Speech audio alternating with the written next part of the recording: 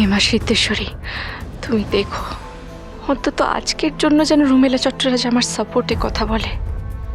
আমি চাইলেই তুমি সেকেন্ড ইয়ারে পড়তে পারবে পূজা, আর আমি চাইছি মিসেস চট্টরাজ। না,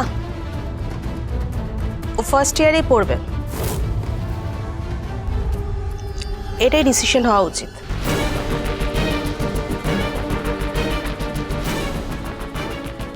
ম্যাম, আপনি একটু বোঝার চেষ্টা করুন। আমি এর আগের কলেজ থেকে ভালোভাবেই পাশ করেছিলাম। এই যে তার রেজাল্ট আপনি দেখুন, এই যে এতে আছে। এরপরেও যদি আমাকে একটা বছর আরও পড়তে হয়, আমার স্বপ্ন পূরণে অনেকটা সময় লেগে যাবে ম্যাম, প্লিজ। আর আপনি তো আমাকে Hey you, listen to me very very carefully. এটা তোমার বাড়ির ড্রয়িং রুম নয়, এটা কলেজ, আর এখানের কিছু রুলস অ্যান্ড রেগুলেশনস আছে, তোমাকে সেগুলো ফলো করতে হবে। তোমার জন্য সেগুলো পাল্টাবে না। এখানে যা ডিসিশন নেওয়া হয়েছে তোমাকে সেটাই ফলো করতে হবে।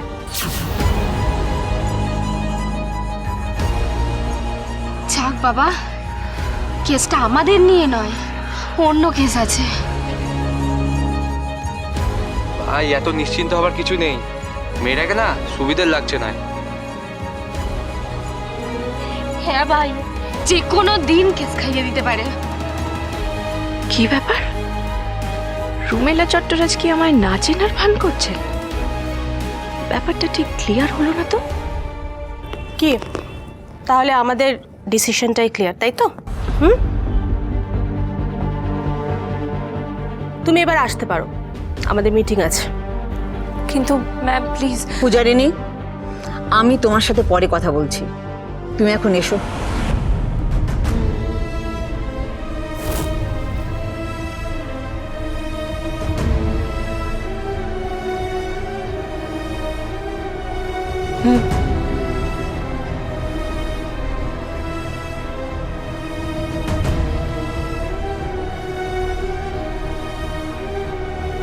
মাগো, আমার জন্য আর কোনো কলেজ পেলে না তুমি?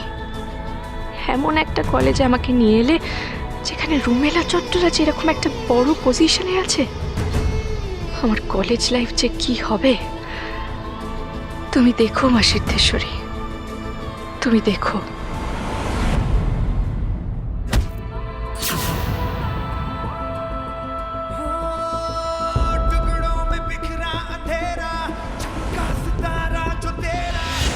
আমাকে ফলো করছো নাকি? তোমাকে ফলো করতে আমার হয়ে গেছে। তাহলে তুমি এখানে করছোটা কি? ও, আমাকে এম্বারেস করতে, তাই তো?